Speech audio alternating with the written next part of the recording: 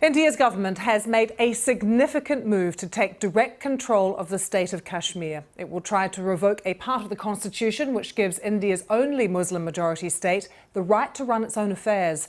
Opposition parties have called this one of the darkest days for Indian democracy, as the government proposed to revoke the special status enjoyed by Jammu and Kashmir. Chaotic scenes in Parliament, as you can see. Home Minister Amit Shah making the announcement. Massive protests happening there. Article 370, which gives Jammu and Kashmir more autonomy than any other Indian state, is sensitive because it is the basis on which Kashmir joined India. Let's take you straight to Yogita Lamai, who joins us now from Delhi.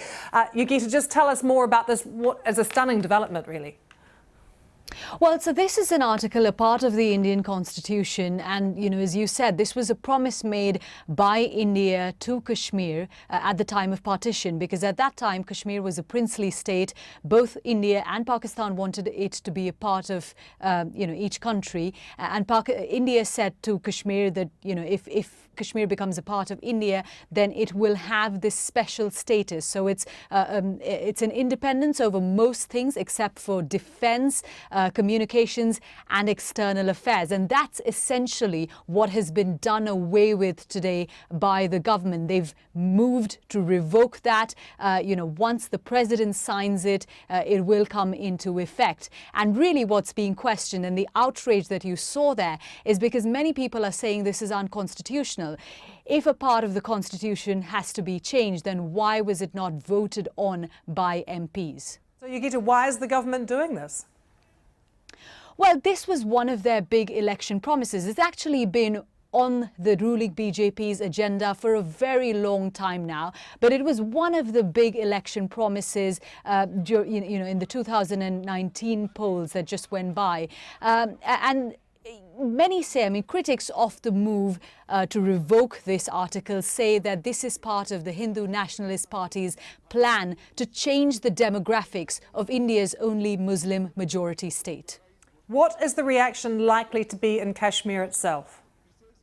Well, it's very hard to get any information out of Kashmir. If you see what's happened in the past few days, it's really unprecedented.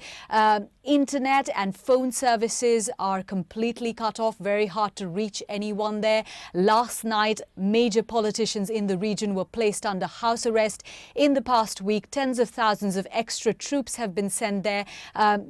Section 144 is imposed, which basically means that more than 5 people cannot gather in one place at a time. So protests, public rallies, meetings cannot be held. And with people not being able to communicate with each other, it's very hard right now to find out what the reaction is like.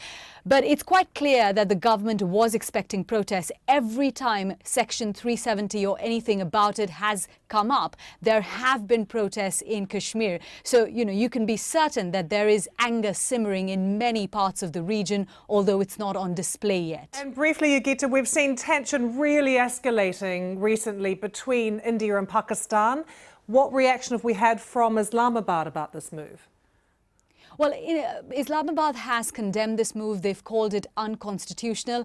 You've even seen protests actually, in Pakistan-controlled Kashmir against this move. And that was, again, a reaction that's, possibly expected, because these are two countries that are fighting over the region. They both say they both stake claim to the whole of the region. So India trying to now tighten its grip over the part of Kashmir that its control is bound to be condemned by Pakistan. Yeah, a very significant day in India. Yogita, thanks so much for joining us from Delhi. More on the story throughout the day.